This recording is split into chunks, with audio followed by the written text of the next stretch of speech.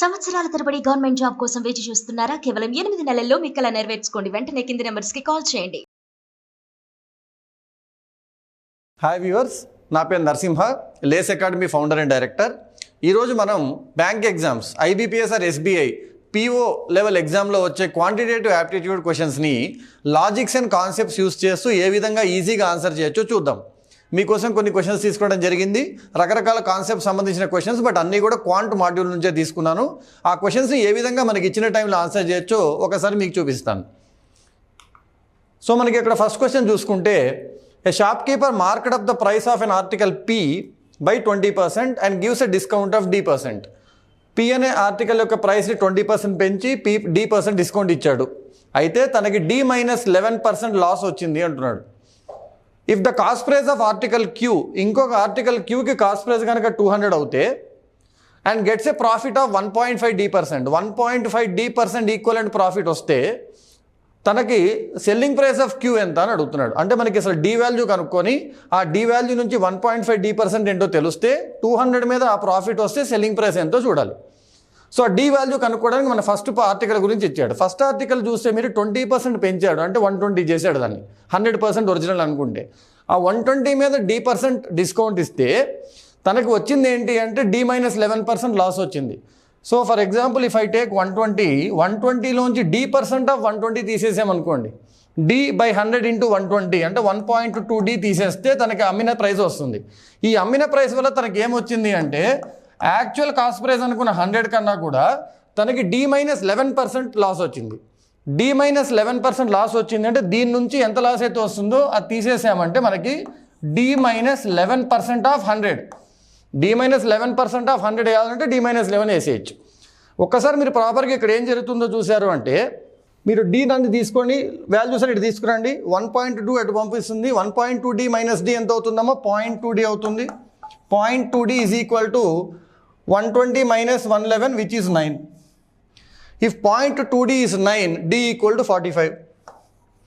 అంటే మనకి ఏం తెలుస్తుంది? తను ఇచ్చిన డిస్కౌంట్ పర్సంటేజ్ వచ్చి 45% అని తెలుస్తుంది. ఇప్పుడు క్వశ్చన్లో ఏం చెప్తున్నాడు? Q అనే ఆర్టికల్ 200 రూపీస్ ఉండి దానికి 1.5% ప్రాఫిట్ వస్తుంది. D 45 అయినప్పుడు 1.5D ఎంతమ్మా? 1.5 × 45 is 67.5. సో 67.5% ప్రాఫిట్ రావాలి. ఎంత మీద? 200 మీద. 200లో 67.5 ప్రాఫిట్ అంటే 67.5 2 టైమ్స్ కదా, 135. అంటే 200కి 135 రూపీస్ ప్రాఫిట్ వచ్చి అమ్మాలి అంటే 200 + 135 సెల్లింగ్ ప్రైస్ అవ్వాలి. ఇక్కడే ఉంది. 200 + 135 ఈజ్ నథింగ్ బట్ 335. సో బేసిక్గా మనకి పర్సంటేజ్ క్వశ్చన్స్కి ఆన్సర్ రావాలి అనుకుంటే టేబుల్స్ ఫాస్ట్గా వస్తే మీకు ఆన్సర్స్ ఈజీగా అయిపోతాయి. బేసిక్గా మనకి రావాల్సిన టేబుల్స్ కూడా 20 వరకు టేబుల్స్ వస్తే చాలు. సో ఒక్కసారి నెక్స్ట్ క్వశ్చన్ చూద్దాం. In a container contains mixture of milk to water in the ratio 3:2. Milk and water ratio 3:2 ఉంది. When 75% of the mixture is removed or taken out and 40 liters of mixture of milk and water added in which 40% is milk. ఉన్న దాంట్లో 75% బయటికి తీసేసి ఒక 40 లీటర్లు ఇంకో mixture add చేసాం, దాంట్లో 40% మిల్క్ ఉంది. అయితే resulted mixture milk becomes 44/9% of the total. అయితే what is the quantity of milk in the initial mixture? ఒరిజినల్గా ఉన్న మిక్స్చర్లో మిల్క్ ఎంత ఉండింది? ఇక్కడ ఫస్ట్ మీకు తెలియాల్సింది 44/9% అంటే 4/9 అని. 1/9 ఈజ్ నథింగ్ బట్ 11 1/9. సో 44 4/9% ఫ్రాక్షన్గా చేస్తే 4/9 వస్తుంది. అంటే ఫైనల్గా మనకి milk out of total volume 4/9గా ఉండాలి. ఇనీషియల్గా ఉన్న మిల్క్ వాటర్ రేషియో 3:2 ఉంది. దాంట్లో 75% మిక్స్చర్ తీసేశారు అండ్ ఇంకో 25% మిగులుతుంది. ఆ మిగిలిన 25% మిక్స్చర్లో కూడా 3:2 రేషియోలోనే మిల్క్ వాటర్ ఉంటుంది. సో మిల్క్ వాటర్ 3:2 రేషియోలో ఉంది అంటే ఇప్పుడు నేను మిల్క్ 3x వాటర్ 2x ఉంది అనుకుందాం మిగిలిన 25%లో, అంటే మిగిలిన పావు భాగంలో. ఈ 3x 2xకి నువ్వు ఏం చేశారు అంటే ఉన్న టోటల్ 5x అనే వాల్యూమ్కి ఏం చేశారు మీరు? ఇంకో 40 లీటర్లు యాడ్ చేశారు. ఈ 40 లీటర్లో 40% మిల్క్ ఉంది. 40% మిల్క్ ఉంది అంటే అర్థం ఏంటి? 16 లీటర్లు మిల్క్ ఉందని. ఎందుకంటే 40% ఆఫ్ 40 is 16. సో 16 లీటర్లు మిల్క్ ఉంది ఇప్పుడు. సో ఇప్పుడు మన దగ్గర ఉన్న టోటల్ మిల్క్ ఎంత ఉంది అంటే 3x + 16 ఉంది. అవుట్ ఆఫ్ టోటల్ వాల్యూమ్ చూడాలి అంటే మన దగ్గర ఇంతకుముందు 3x 2x 5x ఉండేది. ఆ 5xకి మీరు 40 యాడ్ చేశారు. సో ఇప్పుడు టోటల్గా నా దగ్గర ఉన్న వాల్యూమ్ ఆఫ్ సొల్యూషన్ ఎంత అంటే 5x + 40. So milk out of the total mixture ఇప్పుడు ఎంత ఉంది అంటే 44 4/9%, which is equal to 4/9 as a fraction. So దీని నుండి మీరు x వాల్యూ కనుక్కోవచ్చు. క్రాస్ మల్టిప్లై చేయడం మీకు వచ్చు. చూద్దాం. 9 3 is 27, 4 5 20 అంటే 7x equal to 4 40 is 160, 9 16s 144. So 160 and 144 difference is 16. So x equal to 16/7 అని వస్తుంది. x is 16/7. ఇప్పుడు ఎంత మిల్క్ ఉంది మనకి? 3x ఉంది. 3x అంటే ఎంత? 3 times of 16/7 which is 48/7. But ఈ 48/7 ఏంటి? మనం మిగిలిన 1/4 ఆఫ్ వాల్యూమ్, ఎందుకంటే 30వ భాగం తీసేశారు మీరు. సో ఒరిజినల్గా దీనికి 4 times ఉండింది. When you take out 75%, only 25% was remaining. అది ఇది 25% ఇదైతే 100% ఎంత అంటే మనం కరెక్ట్గా చూస్తే దీనికి 4 రెట్లు వస్తుంది. సో 48/7కి 4 times ఏదైతే ఉందో అది ఒరిజినల్గా ఉన్న మిల్క్ అనమాట. దీనికి 4 times ఎంత అంటే 192/7. చూడండి, 48 4s 192 కదా. సో బేసిక్గా మనము నార్మల్గా మనకు వచ్చే రేషియోస్ కాన్సెప్ట్ని, ఈ understanding of percentage as a ఫ్రాక్షన్ని కొంచెం టేబుల్స్ని ఫాస్ట్గా యూజ్ చేసుకుంటే మనకు ఆన్సర్ ఈజీగా వస్తుంది. ఇది కూడా PO level, SBI PO level question అమ్మా. Let us see the next question. A, B and C together can complete a work, complete 66 2/3 of percentage of the work in 2 days అంట. 66 2/3% అంటే ఏంటి? 2/3 అని. సో ABC ముగ్గురు కలిపి 2/3 of the వర్క్ని 2 daysలో చేస్తున్నారు అంటే అర్థం ఏంటంటే టోటల్ వర్క్ని 3 daysలో చేస్తారు అని చెప్తున్నాడు. అంటే ముగ్గురు కలిసి ఎఫిషియన్సీ 1/3 ఉంది ప్రతిరోజు. A and B together can complete 30% of the work in 3 days. 30% of the work 3 days అవుతే 100% ఆఫ్ ద వర్క్ 10 daysలో అవుతుంది. అంటే AB ఇద్దరి కలిపి ఎవ్రీడే ఎఫిషియన్సీ 1/10 ఉంది. ఇప్పుడు ఏమడుగుతున్నాడు? What is the time taken by C alone to complete 4 2/3 of the work. So first of all C value కనుక్కుందాం. ABC ముగ్గురు కలిపితే 1/3 ఉంది, AB కలిపితే 110 ఉంది. So C